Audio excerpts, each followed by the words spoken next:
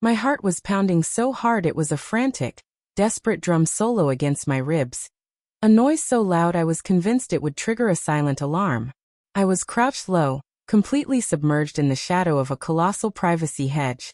The air thick with the scent of chlorine and freshly cut, impossibly green lawn. I looked down, and my hands were actually shaking as I brushed the damp grass off my jeans. This wasn't some empty parking lot or a local park. This was the hallowed, hyper-perfect grounds of Brent Rivera's colossal Los Angeles mansion, the very epicenter of the AMP world universe. And I was deep inside the perimeter.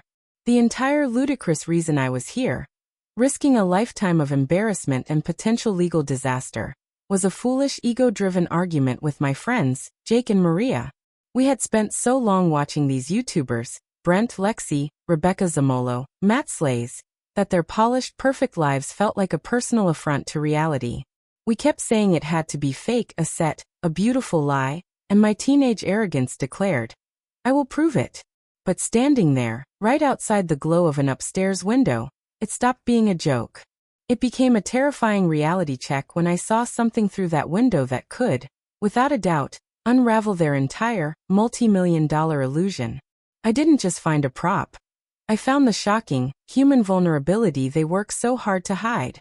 I took the photo, I got the proof, but now I'm holding a detonator, and I don't know whether to press the button. Was I wrong for what I did? Tell me if you would have done the same thing, risking your freedom just to expose the ugly truth behind a perfectly curated online empire. Oh, understand this mess. You have to go back to my boring, completely unviral life. I'm just a 17-year-old kid, obsessed with the glitter of LA but stuck in the dull reality of suburbia. YouTube was my escape, specifically the big house, high-energy, always-on world of Brent Rivera and his circle.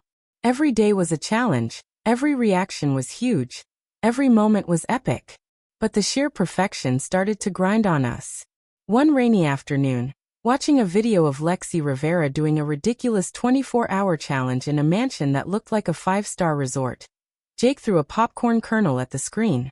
"It's a sound stage," he declared. "It has to be. Nobody's life is that clean, that bright, that much fun all the time." Maria, always the devil's advocate, snorted. "Oh, so go prove it then, Mr. Detective." That's all it took.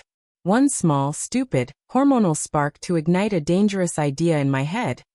I would infiltrate the inner sanctum and find the smoking gun. A stray cable, a production schedule, anything that screamed, "This is all an elaborate performance." The irony is, I started out wanting to prove it was a set, but what I actually found was far more disturbing and honestly much more human.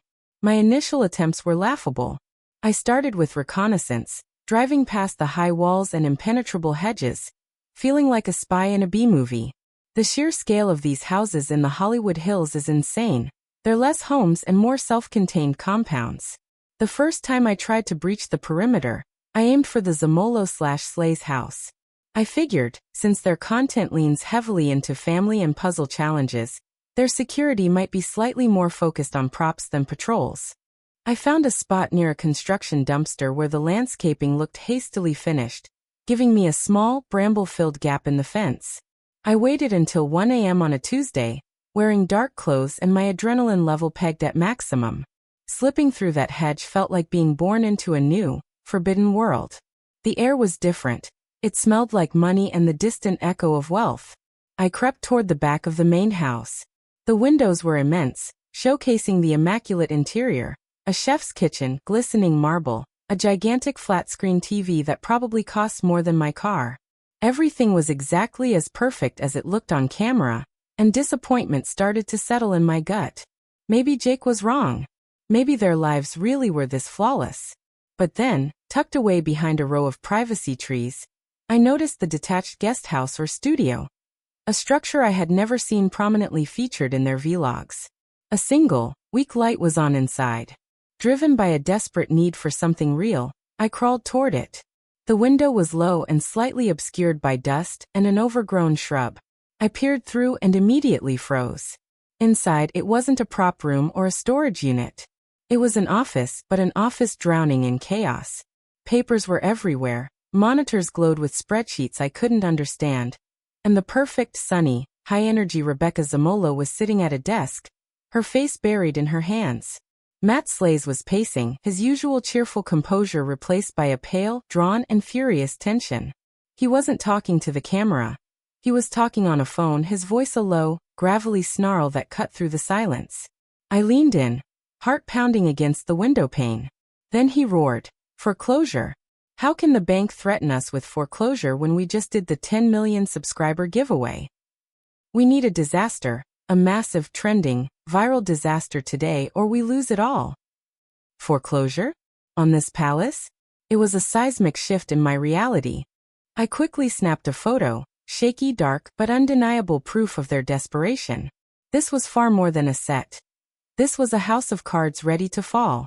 I scrambled away, my initial mission complete, but the taste of the truth was addictive. That first picture was just a teaser.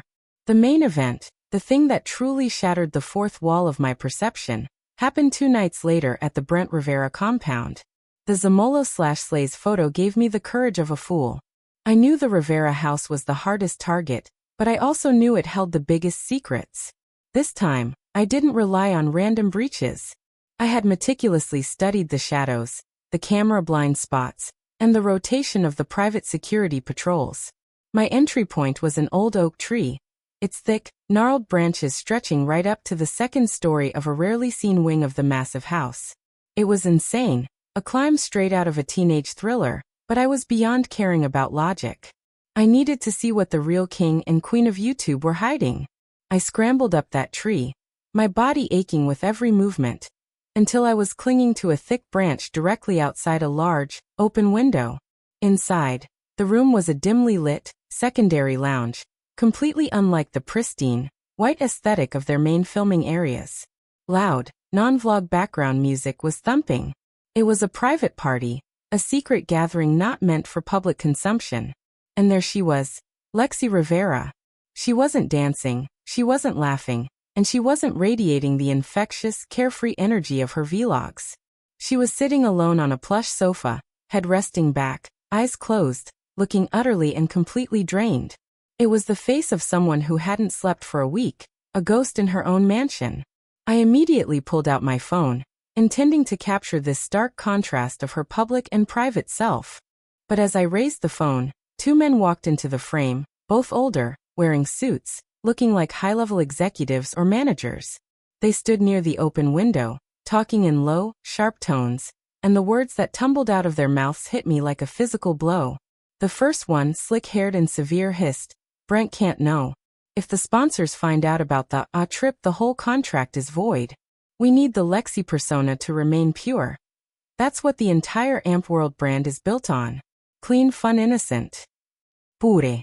They were talking about her like a commodity, a brand of bottled sunshine that had to be protected from reality. A trip? What trip? My mind raced, trying to piece together the implications. A contract, a persona, and a massive secret that could destroy the entire illusion. I quickly hit the record button and zoomed in on their faces, trying to get a clear shot of the men speaking. This was no longer about a set design. This was about a monumental, ongoing deception being sold to millions. I had the photo, the audio, the entire damning conversation. I lowered my phone, hands slick with sweat. That's when the catastrophe happened. The phone slipped. It clattered against the wooden windowsill with a sharp, sickening clack before tumbling down. Not onto the grass, but onto the flat, tiled roof of a small ground floor patio below. Everything stopped. The music, the muffled laughter, the whole scene seemed to hang in suspended animation. My entire life flashed before my eyes. The detention, the angry parents, the felony charges. I knew with absolute certainty that I couldn't leave the phone. It contained the evidence, the Zamolo panic photo, the Brent/Lexi contract conversation audio. I had to risk it all for the proof. So that's the situation I was in. I was precariously balanced on a tree branch, half out of a famous YouTuber's bedroom window, and my phone, the proof of their carefully constructed lies, was sitting on a patio roof 10 feet below. Leaving it meant bottling up the truth and letting them continue their charade. Going for it meant facing a possible security team and the end of my quiet, suburban life. Before I tell you what happened next, I want you to pause and comment below what you would have done in my shoes. Would you have gone down after the phone, risking getting caught for everything? Or would you have cut your losses and run for your life? I decided to go for the phone. The need to expose the sham was a physical ache in my chest, outweighing my fear of jail. I slowly eased myself out of the window, using the massive oak branch as a lifeline. It was an agonizing, clumsy maneuver. I finally managed to swing down, landing heavily on the porch roof. The impact sent a dull thud through the tiles, and I froze again, listening intently. Silence. The party continued, oblivious. I scurried to the phone, snatched it up, and immediately checked the recording. It was still there. Victory was within reach. I then spotted a rain gutter, a flimsy-looking metal pipe, that seemed to run all the way to the ground. It was my only way down. I carefully wrapped my hands around the cold, slick metal and started my descent, moving with agonizing slowness. Then disaster struck again. Just as my foot reached the final loose section of the drainpipe, my shoe scraped violently against the metal, producing a loud, grating screech that sliced through the night. This sound did carry. A door on the ground floor near the main garage flew open with a bang. A massive, uniformed security guard was illuminated in the light, his silhouette huge and terrifying. "Who's there?" "I know you're there." "Stop," he bellowed, his voice amplified by the quiet night. Panic, raw and animalistic, took over. I let go of the pipe and dropped the last 7 feet, landing hard on the soft grass, rolling instantly to absorb the shock. I didn't hesitate. I sprinted toward the perimeter fence, hearing the guard's heavy footsteps pounding the pavement behind me and the frantic crackle of his radio.